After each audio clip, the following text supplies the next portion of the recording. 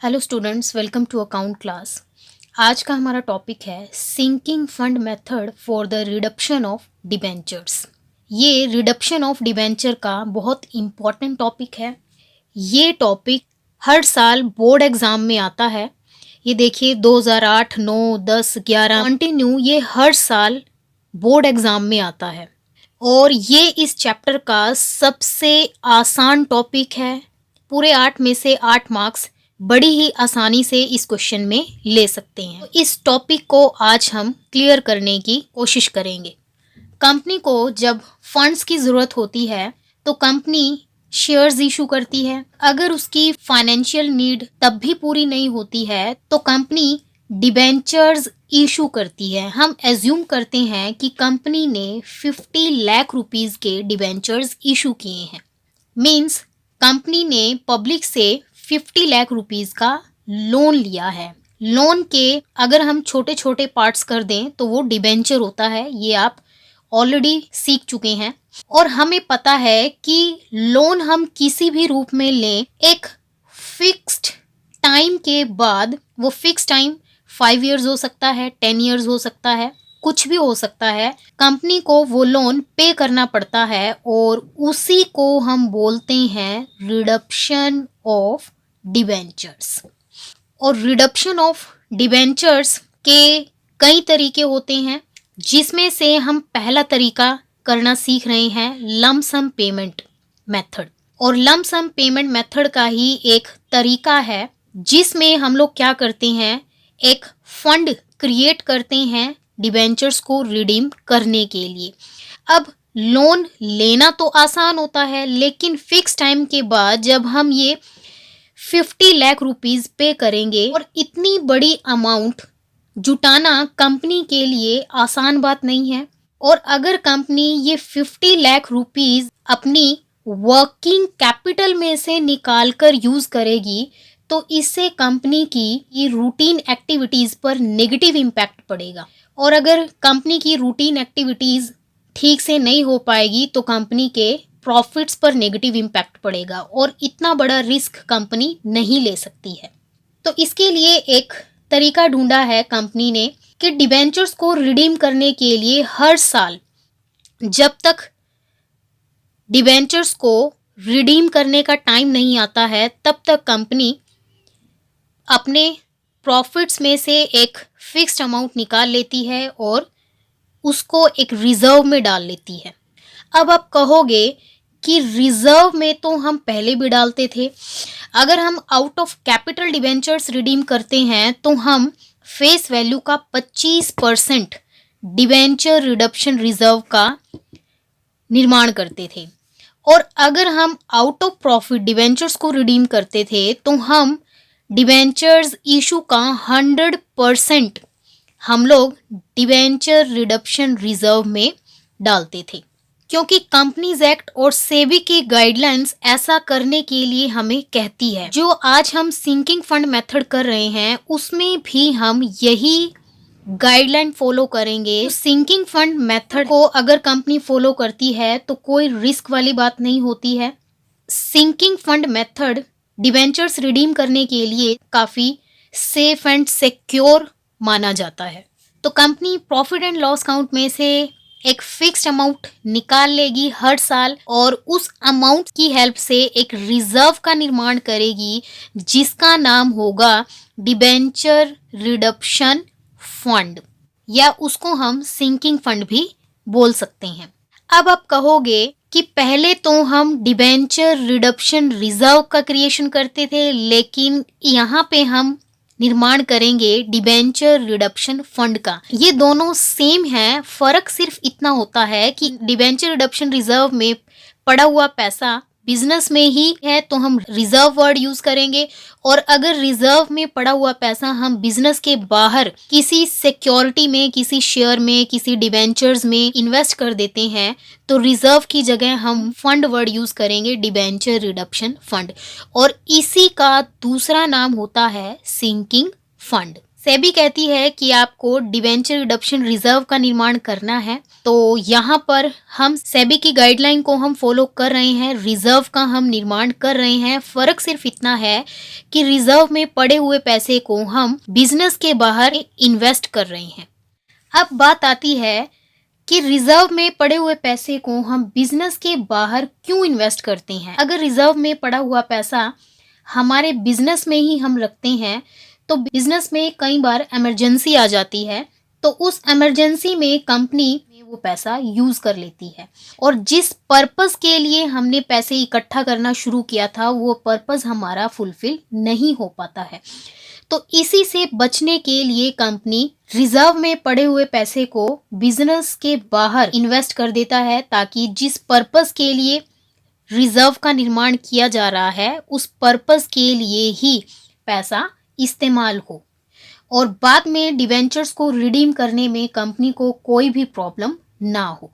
और हमें पता है कि इस फंड में जो हमने पैसे डाले हैं उसको हम किसी इन्वेस्टमेंट में इन्वेस्ट कर देंगे। इन्वेस्टमेंट क्यों करते हैं?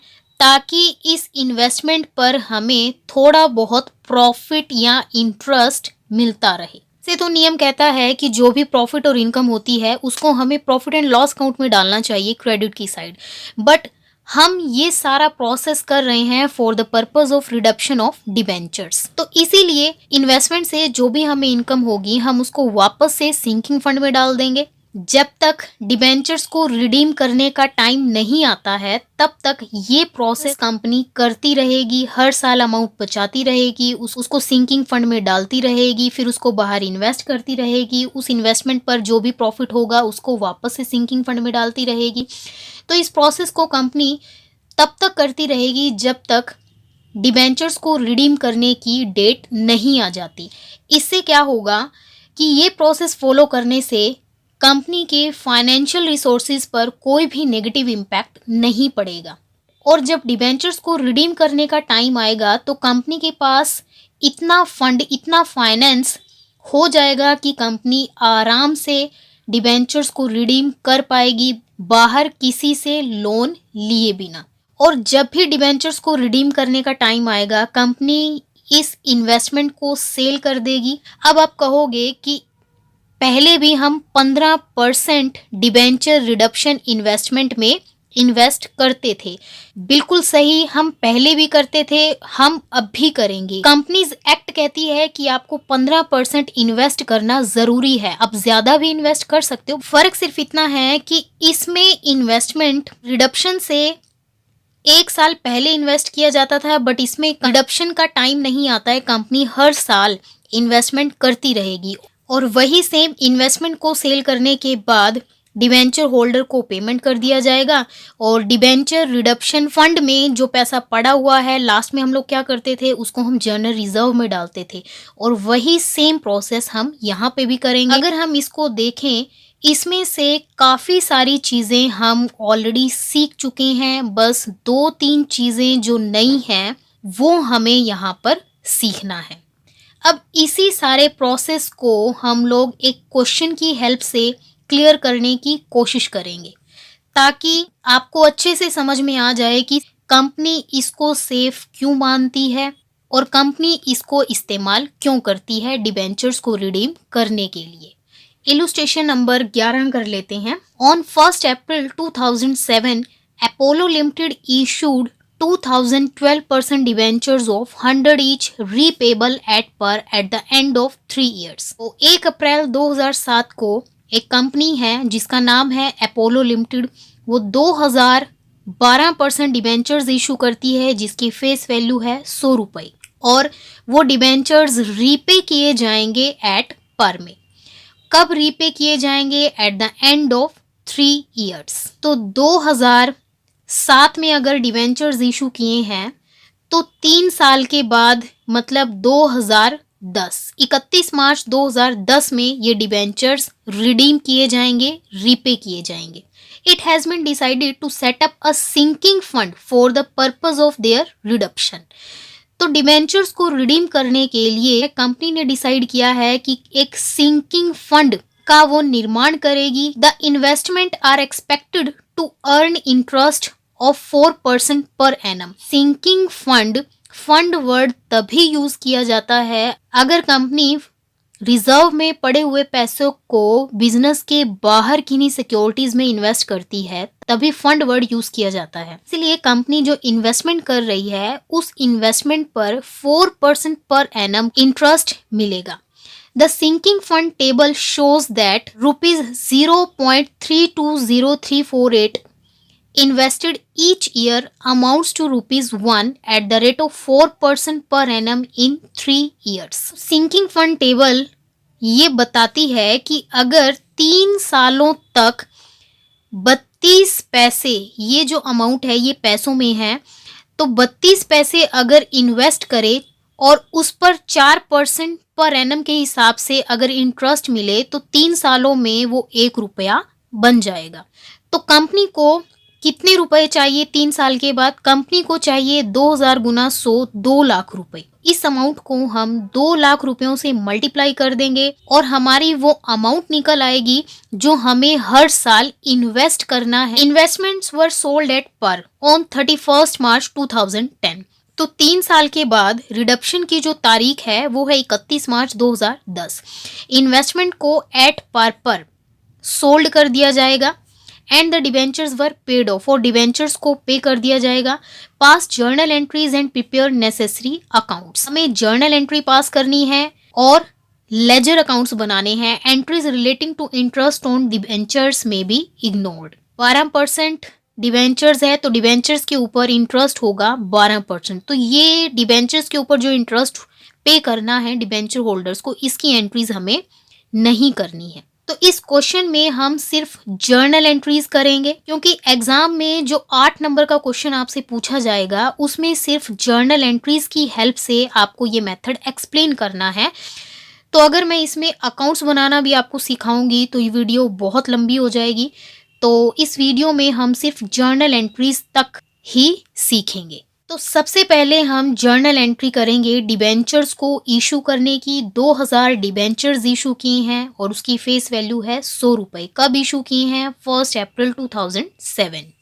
तो डिबेंचर्स को इशू करने की जर्नल एंट्री होगी bank account debit to debenture application and allotment account. 2000 debentures issue किए हैं और डिबेंचर की फेस वैल्यू है 100 रुपये। तो 2 लाख रुपए के डिबेंचर्स कंपनी ने इशू किए हैं। नेक्स्ट एंट्री होगी एप्लीकेशन मनी को डिबेंचर अकाउंट में ट्रांसफर करने की। तो debenture application and allotment account debit to debenture account 2 lakh रुपए। डिबेंचर्स को इशू करने के बाद कंपनी को सेबी की और कंपनीज एक्ट की 2 गाइडलाइंस पूरी करनी होती थी। पहली गाइडलाइन डिबेंचर रिडक्शन रिजर्व से रिलेटेड और दूसरी गाइडलाइन होती थी इन्वेस्टमेंट से रिलेटेड। तो पिछले क्वेश्चंस में भी हम उसको फॉलो करते थे और यहाँ पे भी हम फॉलो करेंगे। फर्क सिर्फ इतना है कि रिजर्व में और इन्वेस्टमेंट में जो अमाउंट है वो चेंज हो जाएगी। तो एंट्री होगी surplus of profit and loss account debit to debenture reduction fund account. Question में वर्ड यूज किया गया है सिंकिंग फंड, तो हम भी सिंकिंग फंड ही यूज करेंगे। अगर क्वेश्चन में debenture reduction fund word use किया गया है तो हम भी डिबेंचर रिडक्शन फंड ही यूज करेंगे। पिछले क्वेश्चंस में भी सेम एंट्री करते थे कि प्रॉफिट एंड लॉस अकाउंट में जो सरप्लस है उसमें से थोड़ा सा सरप्लस निकाल के हम डिबेंचर रिडक्शन रिजर्व में डालते थे। हमें क्वेश्चन में बोला गया है कि अगर हम 32 पैसे हर साल 3 साल तक इन्वेस्ट करें और उस इन्वेस्टमेंट पे 4% इंटरेस्ट मिले तो वो अमाउंट 3 साल के बाद 1 रुपया बन जाएगी। ये हमें चाहिए 2 लाख रुपए। अगर हमें 1 साल के बाद 1 रुपया चाहिए तो हमें इतना इन्वेस्ट करना पड़ेगा। अगर हमें 2 लाख रुपए चाहिए तो हमें हर साल सिंकिंग फंड में कितनी अमाउंट डालनी पड़ेगी। तो इस अमाउंट को हम 2 लाख रुपए से अगर हम मल्टीप्लाई कर दें तो वो अमाउंट हमारी निकल आएगी जो हमें हर साल सिंकिंग फंड में डालनी है। तो इसको और इसको अगर हम मल्टीप्लाई करेंगे तो अमाउंट हमारी आएगी 64,070 रुपये। तो हमें हर साल 3 साल तक सिंकिंग फंड में इतनी अमाउंट हमें डालनी है। डिबेंचर रिडम्पशन रिजर्व में 25% डालते थे या 100% डालते थे, बट सिंकिंग फंड में जो एन्युटी टेबल में हमें अमाउंट दी है उसके अकॉर्डिंग ही हमें एक फिक्स्ड अमाउंट डालनी है, और वो फिक्स्ड अमाउंट हमने फाइंड आउट कर ली है 64,070 रुपये। और प्रॉफिट एंड लॉस अकाउंट हमारा कब बनता है? 31 मार्च को, हर फाइनेंशियल ईयर के एंड में। तो 31 मार्च 2008। तो पहली गाइडलाइन थी जो सेबी की, वो हमने पूरी कर दी है। तो जब तक डिबेंचर्स के रिडीम करने का टाइम आएगा तब तक हमारे सिंकिंग फंड में पूरा 100% अमाउंट इकट्ठा हो चुका होगा। मीन्स सेबी की गाइडलाइन हम पूरी कर चुके होंगे। और दूसरी गाइडलाइन है कि हमें इन्वेस्टमेंट खरीदनी होती है।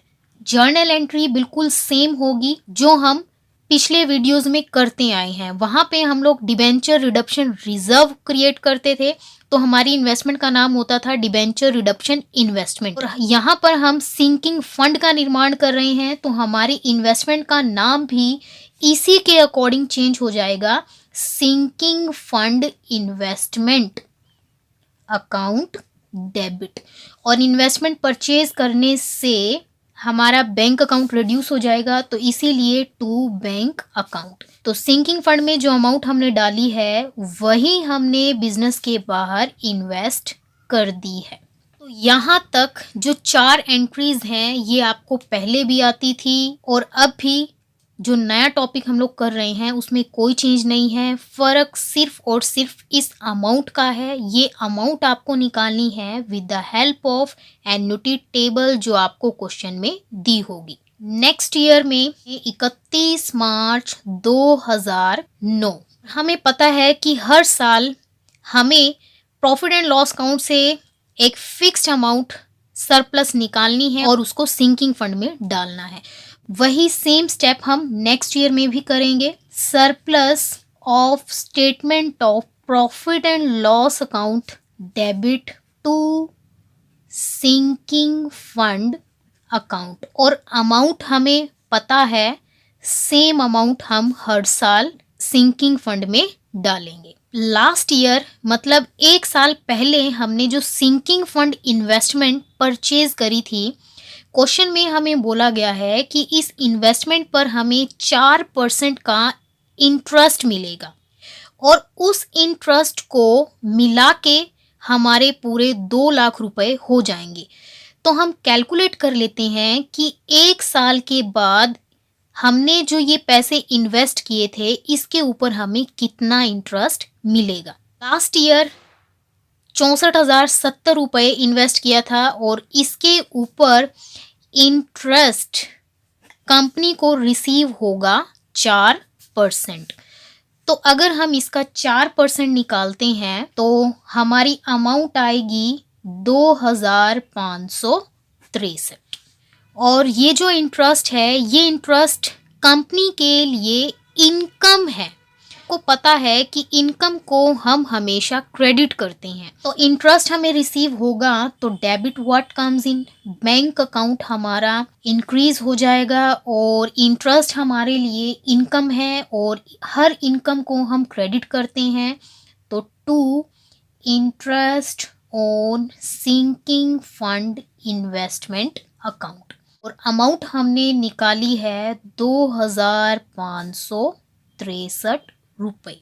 और ये जो इंटरेस्ट है ये हमारी इनकम है। वैसे तो हर इनकम को हम प्रॉफिट एंड लॉस अकाउंट में डालते हैं, बट इसको हम प्रॉफिट एंड लॉस अकाउंट में नहीं डालेंगे। ये जो हमें इंटरेस्ट मिला है इस इंटरेस्ट को हम दोबारा से सिंकिंग फंड में डाल देंगे, क्योंकि इस इंटरेस्ट को मिलाकर तभी तो हमारे पूरे 2 लाख रुपए बनेंगे।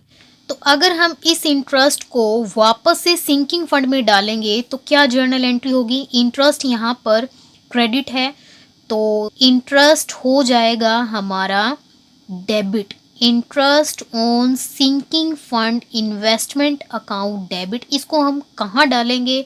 इसको हम डालेंगे सिंकिंग फंड अकाउंट में 2563। अगर आप ध्यान देंगे तो 31 मार्च 2009 में सिंकिंग फंड में जो हर साल हमें डालनी है 64,070, ये भी हमने सिंकिंग फंड में डाली है। और जो इंटरेस्ट हमें रिसीव हुआ है इन्वेस्टमेंट के ऊपर, ये भी हमने सिंकिंग फंड में डाली है। तो इस साल हमने सिंकिंग फंड में पहले साल की कंपेयर में ज़्यादा अमाउंट डालनी है, दिस प्लस दिस। और सिंकिंग फंड में जितना हमने इस साल डाला है उसको हम इन्वेस्ट कर देते हैं। तो एंट्री होगी sinking fund investment account debit to bank account. पर ध्यान रखना इस साल सिंकिंग फंड में अमाउंट कितनी है? 64,070, और प्लस हमने इंटरेस्ट जो मिला था वो भी फंड में डाल दिया है। तो इस साल फंड में पैसे आए थे इतने, और फंड में जो भी पैसा आया वो सारा हमने इन्वेस्ट कर दिया है। तो अमाउंट हो जाएगी 66,633 रुपये।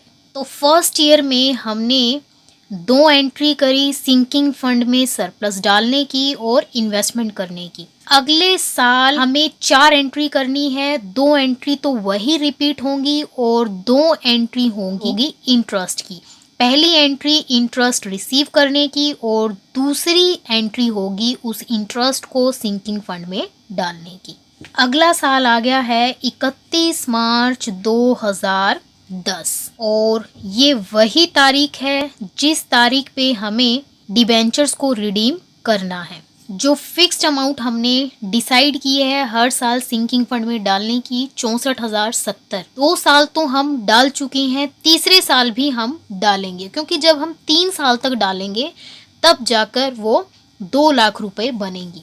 एंट्री होगी तो surplus of statement of profit and loss account debit to sinking fund account. तो फर्स्ट ईयर इन्वेस्टमेंट में हमने इन्वेस्ट किया इतनी अमाउंट, और सेकेंड ईयर हमने इन्वेस्ट किया इतनी अमाउंट। इस वक्त हमारी इन्वेस्टमेंट में टोटल अमाउंट इतनी पड़ी हुई है। इन दोनों को अगर हम जोड़ेंगे तो हमारे पास अमाउंट आएगी 1,30,703। तो इसके ऊपर एक साल का जो 4% इंटरेस्ट हमें रिसीव होगा वो इंटरेस्ट हम लोग फाइंड आउट कर लेंगे। इंटरेस्ट हमारा आएगा 5,228। 12 पैसे को हम इग्नोर कर देते हैं तो 5,228। Debit what comes in to interest on sinking fund investment account 5,228 रुपये। और हम लोग क्या करते हैं, जो भी इंटरेस्ट हमें रिसीव होता है उसको हम वापस से सिंकिंग फंड में डाल देते हैं। तो एंट्री होगी interest on sinking fund investment account debit to sinking fund account 5,228। ये इंटरेस्ट हमें रिसीव हुआ है 31 मार्च 2010। 31 मार्च 2010 को हम सिंकिंग फंड में अमाउंट डाल चुके हैं, इंटरेस्ट रिसीव कर चुके हैं और उस इंटरेस्ट को हम सिंकिंग फंड में ट्रांसफ़र भी कर चुके हैं। नेक्स्ट स्टेप हमारा होता था कि सिंकिंग फंड में जितनी अमाउंट पड़ी हुई है वो हमें इन्वेस्ट करनी होती थी। बट ध्यान रखना 31 मार्च 2010 ये वही डेट है जिस डेट पे हमें डिबेंचर्स को रिडीम करना है। तो अगर इस डेट पे हम इन्वेस्टमेंट परचेज करेंगे तो क्या उस इन्वेस्टमेंट का कोई फायदा होगा? हम सिंकिंग फंड और सिंकिंग फंड इन्वेस्टमेंट क्यों क्रिएट कर रहे हैं? Because of reduction of debentures. तो डिबेंचर्स को रिडीम करने की जो तारीख है वो आ चुकी है, और अगर हम आज इन्वेस्टमेंट करेंगे तो वो इन्वेस्टमेंट हमें अगले साल मिलेगी और उसके ऊपर इंटरेस्ट भी हमें अगले साल ही रिसीव होगा, और अगले साल जो पैसा हमें रिसीव होगा वो हमारे किसी काम का नहीं है। आज तक का जो पैसा है वो सारा का सारा इकट्ठा करके हम डिबेंचर्स को रिडीम कर देंगे।